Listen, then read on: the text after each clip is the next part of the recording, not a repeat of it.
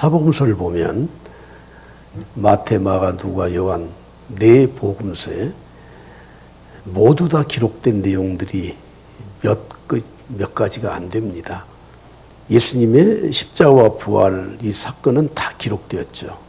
이건 너무 당연한 거고, 그 나머지 비유로 말씀하신 것들과 또는 기적적인 사건들 중에 사복음서에 다 기록되어 있는 말씀은 오병이어의 기사이적 이 사건이 유일합니다. 그만큼 이 사건은 중요하다고 할 수 있을 것입니다. 그런 의미에서 우리가 성경 말씀을 조금 더 상식적인 수준에 머무르지 않고 깊이 있게 연구하고 볼 수 있다는 것은 우리의 신앙생활에 굉장히 유익이 있거든요. 그래서 근본 2학기 때, 가을 학기 때는 신약 성경을 좀 깊이 있게 보기를 시작하려고 합니다. 여러분들이 참고해 주셔서 성경을 좀 깊이 있게 본문에서 벗어나지 않는 그런 해석들을 우리가 할 수 있기를 바랍니다. 난예배 때 인사를 제가 최근엔 좀 안 했는데, 우리 오늘 설교 제목이 뭐예요? 너희가 주어라 그랬거든요. 자, 우리 인사 한번 하고 말씀 듣도록 하죠. 우리 한번 인사합시다. 우리가 줍시다.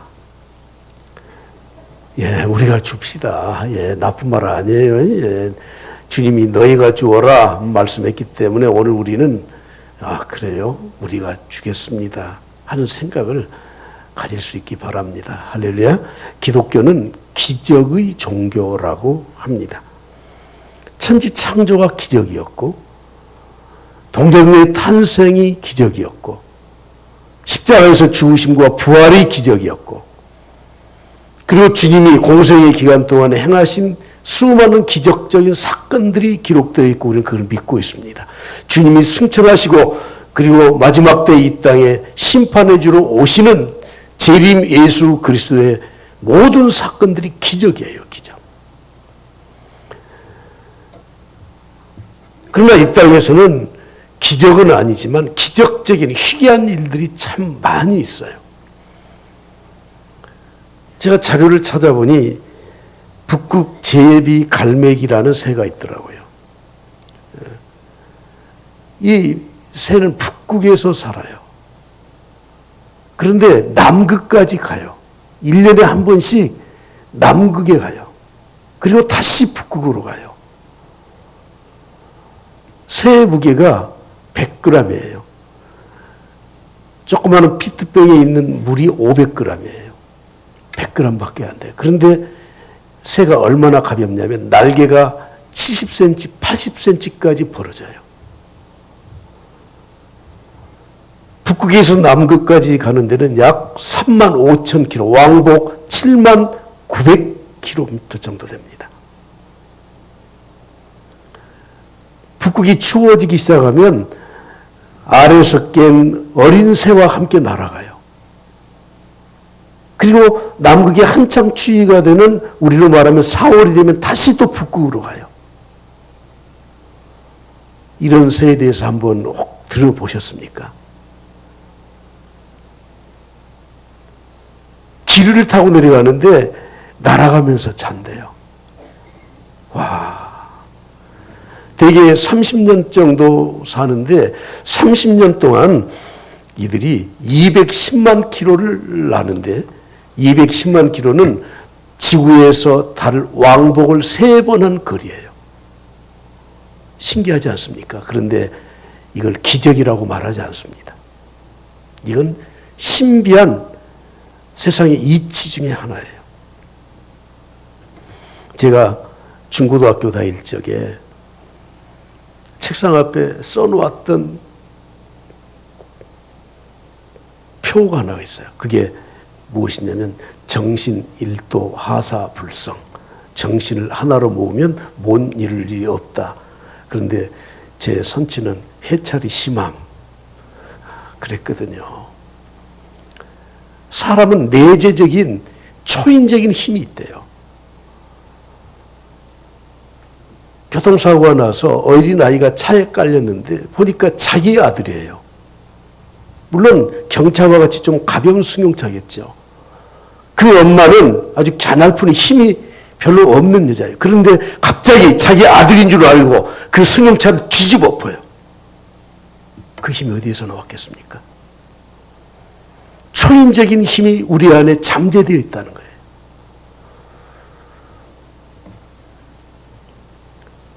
서양 음악의 아버지는 바흐예요. 바하인데 서양 음악의 어머니는 핸들이라고 부르죠. 둘이 똑같은 해에 독일에서 출생을 했습니다. 핸델은 자기 어머니가 목사의 딸이었기 때문에 어렸을 때부터 철저한 신앙 훈련을 받았지만 굉장히 외성적이고 그리고 세상 지향적이었기 때문에 영국으로 귀화를 해서 음악 활동을 했습니다. 그때 당시에 오페라가 한창 지금 붐을 이루면서 시작할 때거든요. 여러분 음악의 장르 가운데 오페라는 종합예술이에요. 오케스트라, 성악, 합창, 위대한 거기에다가 연극까지 겸해 있어요.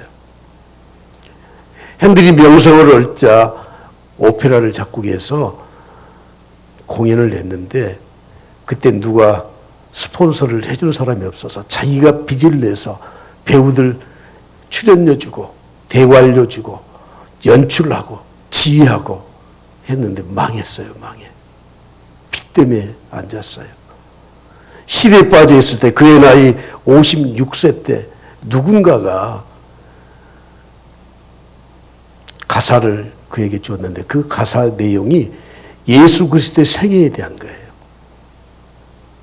그래서 구약의 예언, 그리고 출생, 고난, 부활, 예수 그리스도의 일대기가 엮여 있는 그 성경 구절에 가사를 주었습니다.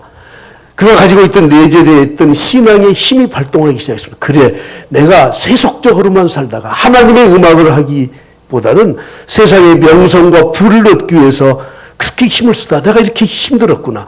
그러면서 감동을 받았습니다. 그리고 식음을 전폐하고 23일 동안 밤에 잠을 잘 수가 없었습니다. 악상이 떠올라서. 그래서 23일 동안 작곡을 다 마치고 그리고는 하인을 불러서 첫 마디 했던 말이 무슨 말인 줄 아세요? 왜 밥까지 오지 않느냐? 밥까지 와! 하고 소리를 쳤대요. 그때야 비로소 23일간 굶고 밤잠 못 자고 작곡을 했던 바로 배고픔이 몰려온 거예요. 작곡을 한 그 대작곡가들 베토벤이나 뭐 핸델이나 바흐나 작곡을 하면 그걸 필사를 해준 사람이 있어요. 과거 인쇄술이 발달하지 않았을 때는 옮겨 써줘야 되거든요. 악상이 떠오르면 막 써요. 오케스트라 그 악보를 쓰고 합창 악보를 쓰고 독창 악보를 쓰고 23일에 마쳤어. 그런데 그걸 필사해 준 사람은 수개월 걸쳐서 썼다는 거예요. 여러분 이런 힘이 어디에서 나온 겁니까? 신앙의 힘이에요. 대형 박물관에 가면 조지 프레드리히 핸들이 썼던 초고의 악보가 보관되어 있는데 메시아의 45번 내 주님은 살아계시고 우리 찬송가 170장에 있죠. 그 곡을 작곡할 때는 눈물을 펑펑 흘려서 잉크가 번져서 악보를 제대로 알아볼 수 없는 그런 상태에 있었다는 거예요. 여러분 그것을 기적이라 이렇게 말하지 않습니다. 초인적인 힘, 신앙의 힘으로 그런 일들을 했던 것이에요. 그러나 성경에는 기적적인 사건들, 인간이 도저히 흉내낼 수 없는 기적적인 사건들이 있어요. 그래서 기독교를 기적의 종교라고 말을 하는 것입니다. 특히 오병이어와 같은 이런 사건은 인간이 흉내를 내지 못하는 기적적인 사건입니다. 주님이 광풍이 있는 바다를 명령을 하시고 꾸짖어서 잠잠케 했습니다. 사람들은 이렇게 말했습니다. 그가 누구이기에 바람과 물을 명하여 순종하게 하는가? 우리는 그런 하나님을 믿고 있습니다. 그런 능력을 우리는 확신하며 살아가고 있습니다. 그런데 그 주님이 우리에게 오늘 본 말씀에서 뭐라고 말씀하십니까? 16절을 보십시오. 다 같이 봅니다. 시작. 예수께서 이르시되 갈 것 없다. 너희가 먹을 것을 주어라. 너희가 먹을 것을 주어라. 이렇게 말씀을 하고 있습니다. 여러분, 사명이 무엇입니까? 하나님께로부터 특별한 명령을 받은 사람이 내 형편과 처지와 환경을 생각하지 않고 그 말씀대로 살아가는 사람들을 사명자라고 말을 하는 거예요. 요즘 우리가 코로나 팬데믹 때문에 힘들고 어렵게 살지만 과거 의학이 발달하지 못했을 때의 전염병은 정말 우리의 인류에게 얼마나 엄청난 고통을 준지 압니까? 인도서강에서부터 시작된 콜레라 대유행이 중국과 일본까지 왔고 그것이 유럽 전역에 퍼졌고 나폴레옹 시대에 얼마나 고통받다 죽어가는 사람들이 많이 있었는지 모릅니다. 그 대서양을 건너서 영국으로 미국까지 퍼졌습니다. 1832년 런던에 이 콜레라가 한창 휩쓸 때 조지 뮬러라고 하는 목사님이 부모들이 콜레라로 죽어가요. 시체가 길바닥에 널브러져 있어요. 고아가 된 자녀들은 그 아이들은 쓰레기통을 뒤지면서 먹을 것을 찾아요. 조지 뮬러 목사님은 그 광경을 보고 내가 저 아이들을 도와줘야 되는데 하나님께서 그것을 보게 만든 거예요. 그리고 그 아이들을 모았더니 하루 만에 150명이 모아졌어요. 가진 것이 아무것도 없어요. 그가 마지막 세상을 떠나기 전에 고아들이 몇 명이 모아진 줄 아십니까?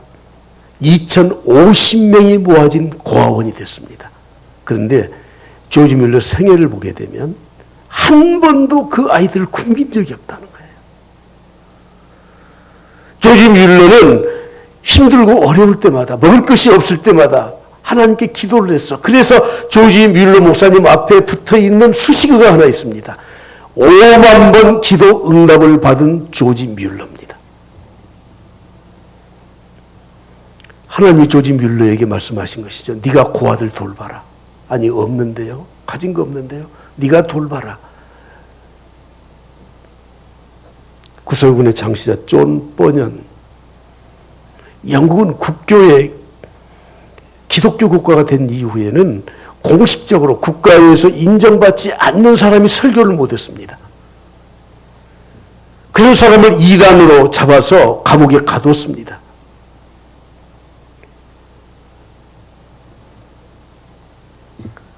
그는 군대 조직에 교회를 만들었습니다. 우리는 영적 군대다. 그래서 지금도 구세군에 가게 되면 신학교에 들어가려면 부부가 결혼을 한 이후에 함께 신학교에서 훈련을 받아야 돼요. 사관학교에서 훈련을 받듯이. 여러분, 그 시대에 사명을 가진 사람들은 그냥 지나치는 사람들이 아니에요. 아프리카 선교사로 갔던 슈바이처 박사는 어렸을 때 동네 친구와 싸우다가 충격적인 말을 들었습니다. 밑에 깔려있는 친구가 이렇게 말을 하는 거예요. 너는 목사 아들이라 잘 먹어서 힘이 세구나. 우리가 알듯이 독일은 기독교를 국교로 삼았기 때문에 목사를 국가에서 임명을 해요. 대신 고위 공무원에 대접을 해줘요. 관사 주고 월급 많이 주고. 슈바이처는 충격을 먹었어요. 그래, 나는 돈 안 받는 목사 된다. 그래서 하나님 앞에 약속을 한 거예요. 내가 하나님의 일 올바로 감당하도록 하십. 그는 신학, 철학, 의학, 음악에 능통한 4개의 학위를 가졌다고 합니다. 그러나 그때 받았던 이 충격과 사명을 그런 약속을 지키면서 아프리카에 가서 선교를 하지 않습니까? 아프리카 선교의 아버지 리빙스턴은 1813년 가난한 노동자의 아들로 태어났습니다. 하루는 자기가 다니는 시골 교회에 선교사님이 와서 선교 보고를 하는데 마지막 설교를 마치고 헌금을 하는 겁니다. 이 어린 리빙스턴이 주머니를 뒤져도 돈 한 푼이 없어. 그래서 어쩔 수 없이 빈 주먹을 넣었어요. 하나님, 내가 선교사로 갑니다. 내가 선교사로 갑니다.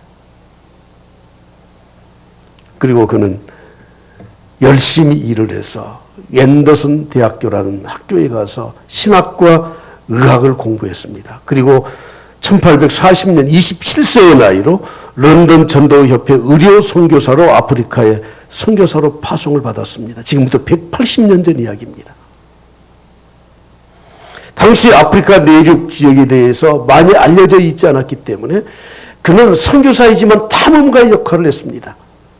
밀림지대를 맨발로 갔고 때로는 소를 타고 갔고 강을 건널 때는 카누를 타고 갔고 그래서 잠베이지 강을 발견하고 빅토리아 폭포를 처음 발견해서 유럽에 보고를 했던 탐험가였었습니다. 열악한 환경 속에서 말라리아에 걸리기도 하고 위궤양 때문에 고통받기도 하고 류마티즘에 걸려서 항상 고통을 겪고 있었고 맹수에게 물려서 한 팔이 잘려갔습니다. 그러나 그가 받은 사명을 이루기 위해서 아프리카 선교사로 생애를 마쳤습니다. 그가 60세에 세상을 마쳤을 때 그의 묘비에 사람들이 이렇게 써주었습니다. 아프리카의 성자 흑인의 아버지 데이빗 리빙스턴은 그의 봉사와 탐험을 끝내고 여기 잠들다. 당신이 오시기 전에는 우리가 어둠 가운데 살았지만 당신이 오신 후에 우리는 빛 가운데 삽니다. 사랑하는 성도 여러분, 주님이 우리에게 말씀하셔요. 네가 먹을 것을 주어라. 너희들이 주어라. 너희들이 주어라. 코로나19에 우리가 세상 사람들에게 줄 것이 무엇입니까? 찬송가 503장에 이렇게 가사가 되어 있죠. 세상 모두 사랑 없어 냉랭함을 아느냐. 곳곳마다 사랑 없어 탄식 소리뿐일세. 악은 선케 만들고 모든 소망 이루는 사랑 얻기 위하여 저들 오래 참았네. 사랑 없는 까닭에 사랑 없는 까닭에 사랑 얻기 위하여 저들 오래 참았네. 우리 주님 지금과 같은 이런 환경 속에서 우리에게 너희들이 주어라. 너희들이 먹을 것을 주어라. 너희들이 예수 그리스도의 사랑을 전해라. 너희들이 이 책임을 다해라. 하시는 이 음성을 우리가 들을 수 있어야 하지 않겠습니까? 찬양 가사에도 이런 가사가 있어요. 매일 스치는 사람들 내게 무엇을 원하나 공허한 그 눈빛은 무엇으로 채우나. 여러분, 세상 믿지 않는 사람들, 세상이 힘들게 살아가는 사람들, 나에게 무엇인가 원한다는 거예요. 그런데 그들의 눈빛은 공허해요. 모두 자기 고통과 두려움으로 가득 감춰진 울음소리. 주님은 듣고 계셔요. 너희들이 주어라고 말씀해요. 그들은 모두 주가 필요해 깨지고 상한 마음 주가 여시네. 할렐루야, 할렐루야. 아니 그래도 끝이라도 이렇게 공연을 하면 박수는 못 칠 망정 아멘이라도 하십시오. 네. 코로나19에 모든 사람들이 지쳐있대요. 폭염 때문에 다 힘들대요. 주님은 말씀하십니다. 너희들이 주어라. 너희들이 예수 그리스도의 사랑을 전해 주어라.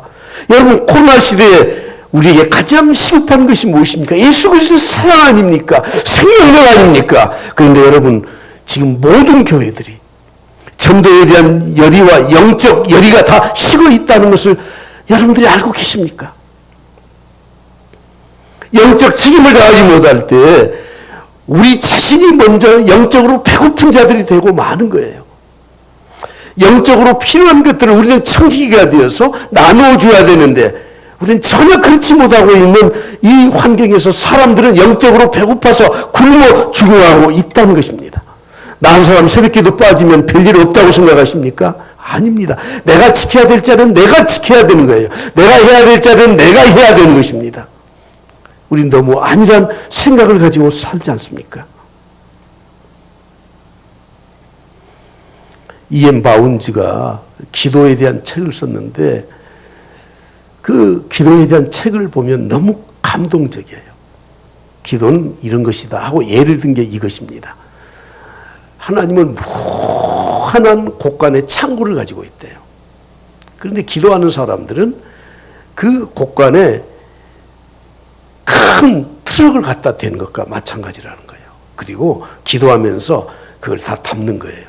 하나님 이것도 주십시오. 이거 필요합니다. 이거 필요합니다. 다 담아요. 그리고 트럭을 몰고 부르릉 삶의 현장으로 간다는 거죠. 제가 30여 년 전에 처음 미국을 갔더니 같이 그 세미나에 참석했던 일행 가운데 목사님, 미국에 사셨던 분이 자기가 코스트코 회원증이 있으니까 거길 가져요. 자유시간에. 그래서 따라갔어요. 갔더니 무슨 창고로 데리고 가더라고요. 들어가자마자 물건을 싣는 카트가 있는데 여러분 지금 우리 슈퍼마켓에 있는 카트보다 훨씬 큰 카트가 있어. 근데 물건이 진열되어 있는 거 보니까 창고예요. 창고. 사다리를 타고 올라가서 물건을 내려오더라고. 청바지도 한두 개 사는 게 아니에요. 보니까 너무 싸거든요. 막 5개, 10개씩 갖다가 실어요. 이건 누구 갖다 준다, 누구 갖다 준다. 그 카트에 가득 물건을 실어. 그리고 나오면서 계산하는데 별로 비싸지도 않아. 몇백 불밖에 안 돼요. 저는 E.M. 바운즈의 기도와 그때 상황을 제가 생각해 보니, 하나님의 창고는 무한해. 그래서 우리는 하나님의 자녀로서 당당하게 문을 열고 들어가서 필요한 것들을 카트에 실는 거예요. 창고에서 꺼낸 그 물건들을 큰 트럭에 싣고 나오면서 계산하는데 하나님은 그냥 가. 너 필요한 것 갖다 써. 오늘 심부름꾼이에요. 청직이에요. 적어도 우리는 이런 마음을 가지고 주님이 너희들이 주어? 너희들이 좀 줘. 그럴 때 우리는 줄 수 있어야 되지 않겠습니까? 그러나 그것들을 방해하는 것들이 있다는 것입니다. 기독교는 기적의 종교인데 무한한 능력을 가진 하나님을 믿는 성도들이 그것을 방해하는 그 방해꾼들에게 걸려 넘어져 있다는 것이에요. 오늘 본 말씀 15절부터 17절을 보십시오. 저녁이 되매 제자들이 나와 이르되 이곳은 빈들이요 때도 이미 저물었으니 우리가 무리를 보내어 마을에 들어가 먹을 것을 사 먹게 하소서. 예수께서 이르시되 갈 것 없다. 너희가 먹을 것을 주라. 제자들이 이르되 여기 우리에게는 있는 것은 떡 5개와 물고기 2마리 뿐이니이다. 주님은 갈 것 없다 줘라 그러는데 핑계대는 겁니다. 첫째는 빈들이라는 거예요. 아무것도 없는 빈들, 장소에 대해서 핑계를 대고 있는 겁니다. 나사렛에서 무슨 선한 것이 나겠느냐. 비아의 광주 청담교회에서 뭐 하는 일이 있겠다고. 여러분 우리에게 이 장소에 대한 이 방해를 하고 있는 핑계거리가 있는 거 아닙니까? 때가 저물었습니다. 시간이 없다는 겁니다. 봉사하자, 전도하자, 영적인 일하자, 성경 공부하자, 예배에 참석하자, 기도하자. 그러면 우리는 시간 핑계를 대요. 난 시간이 없는데요. 그러면서 이렇게 말을 해요. 내가 10년 전만 같아도 여러분 10년 전이나 지금이나 똑같아요. Here and now. 지금 우리가 여기 있는 곳에서 하나님의 일을 해야 되는 것입니다. 안드레는 빌립은 이렇게 말했습니다. 이 사람들 다 먹이려면 허기를 조금이라도 채워주려면 200데나리온의 돈이 있어야 됩니다. 여러분 현대 자본주의 사회에서 가장 중요한 핑계거리가 이거예요. 목사님 예산 있어요? 그 일하려면 예산 있어요? 우리에게는 예산보다 더 중요한 믿음이 있습니다. 우리에게는 열정이 있습니다. 하나님을 신뢰하는 신뢰와 인격적인 사람들이 인정받는 우리의 신용들이 있는 겁니다. 우리 손에는 오병이어 이것밖에 없습니다. 현실적인 핑계를 대지 않습니까? 주님이 너희들이 주어라고 하는 이 말을 듣는 순간에 우리는 모두가 다 주머니를 뒤져요. 뭐 가진 게 있나 없나. 베드로도 그랬어요. 성전 미문에 앉아있는 그 안진뱅이에게 무엇이 줄 것이 있나 보자. 아무리 찾아도 없어. 뭐가 있었습니까? 은과 금 나 없어도 내게 있는 건 내게 주니 곧 나사렛 예수 이름으로 일어나 걸으라. 할렐루야, 할렐루야. 아니 노래를 해도 아멘을 안 하셔. 우리는 항상 너희들이 주어라 그러면 항상 우리 주머니를 뒤져요. 우리 주머니를. 없는데요. 주님이 오병이어 보리떡 5개 물고기 2마리 어린아이 어린이 정식 1인분 그걸 가져오라는 거죠.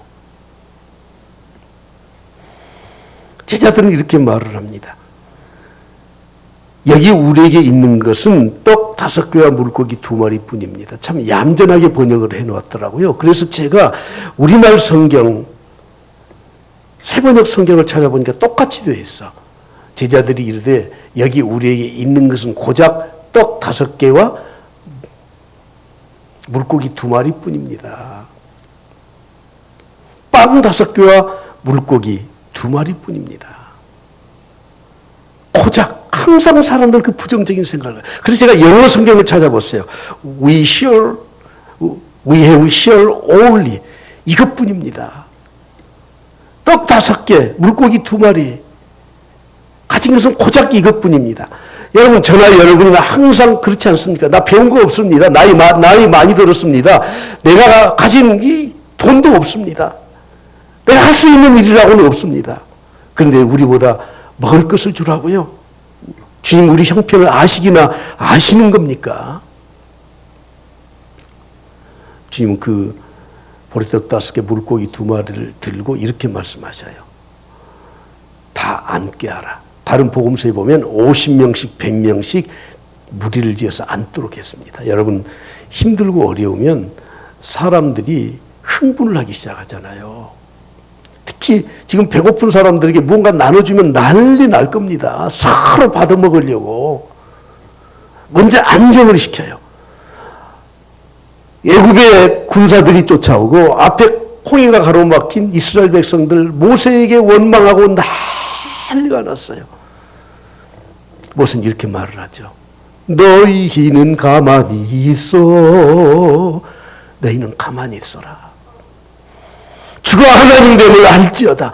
좀 조용히 해라. 잠잠해라. 여러분 가정에서 힘든 일이 있고 교회에서 힘든 일이 있고 여러분의 삶에 힘든 일이 있고 코로나와 같이 어려운 일이 있고 여러분 고통스러운 일이 있을 때 주님의 말씀을 꼭 들으셔야 돼. 너는 좀 가만히 있어. 잠잠히 있어. 기다려봐.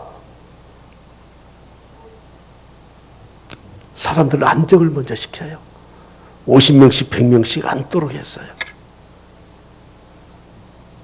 그리고 그 떡과 물고기를 높이 들었어요. 여러분 유대인들은 기도와 찬양의 모습이 항상 손을 드는 거 아시지 않습니까? 제사의 방법 가운데는 태워서 드리는 화제가 있어요. 또 전제 뿌려서 완전히 액체로 드리는 게 있어요. 요제는 흔드는 거예요. 재물을 흔드는 거예요. 거제는 높이 드는 거예요. 어떻게 드는지 흔드는지는 잘 몰라요 지금. 특히 이 거제는 감사의 제도, 하나님 앞에 올려드린다는 의미를 부여하고 있습니다.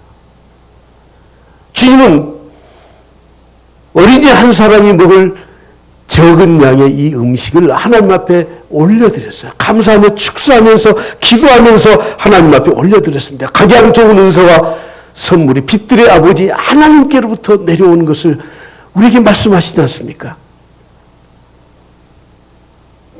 그리고 제자들에게 가진 그 빵과 물고기를 나눠줬어요. 12명의 제자들은 신기했겠죠.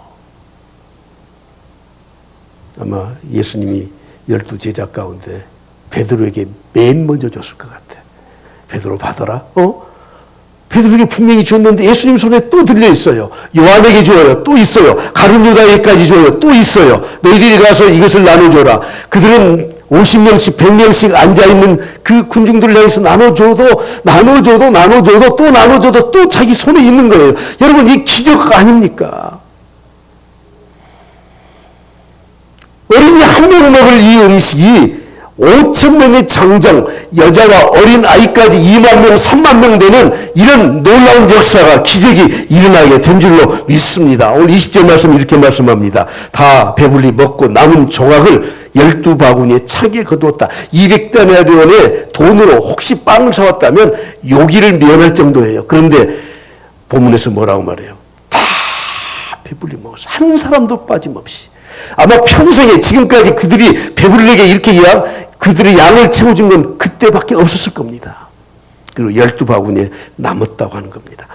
주님의 능력과 축복은 인간의 계산으로 안 되는 겁니다. 우리는 갑절의 축복을 구하거든요. 물론 갑절의 축복을 구하는, 갑절이라는 말의 의미가 또 다른 데 있지만 결국 우리는 갑절 받으면 2배, 3배 받으면 대단하다 그러는데 아닙니다.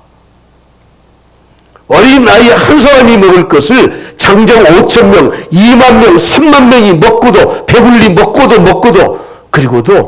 그리고도 남아요. 사랑하는 성도 여러분, 오늘 우리가 들어야 될 메시지, 너희들이 주어라. 너희가 주어라. 이 땅에 고통받는 영혼들, 힘들어서 세상에 의지할 곳이 없는 사람들, 나도 힘들다고요? 아닙니다. 주님은 우리에게 이미 복음의 능력을 주셨고 하나님의 자녀된 권세를 주셨고 그리고 기도할 수 있는 그런 자격을 우리에게 주셔서 하나님의 창고에 우리의 이 필요한 것들을 트럭을 대고 마음껏 실어도 우리 하나님은 안 돼 하시는 법이 없어요. 사랑하는 성도 여러분, 그러나 이거 전해준 사람이 없으면 하나님은 하나님의 일을 하지 않으셔요. 이런 어려운 시대에 이 사명이 우리에게 있길 바랍니다. 할렐루야. 우리는 기적을 믿고 그 기적을 의지하고 살아가는 사람들입니다. 주님께서 우리를 통해서 이루고자 하신 그 뜻을 기필코 이룰 수 있기를 그리스도의 이름으로 간절히 축복합니다.